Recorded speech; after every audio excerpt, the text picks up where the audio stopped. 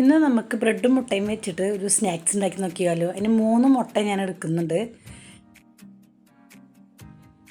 പച്ചമുളക്, ഇഞ്ചി, മല്ലിച്ചപ്പ്, കുറച്ച് സവോള എല്ലാം കൂടെ ഒന്ന് നമുക്ക് ക്രഷ് ചെയ്തെടുക്കാം.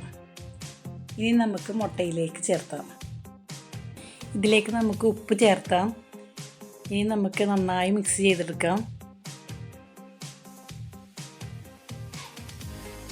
ഇനി നമുക്ക് ബ്രെഡ് ചെറുതായി കട്ട് ചെയ്തെടുക്കാം.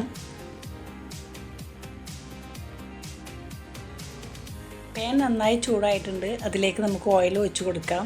ബ്രെഡ് 2 ലെയറായിട്ട് അതിലേക്ക് മുക്കി നമുക്ക് ഫ്രൈ ചെയ്തെടുക്കാം.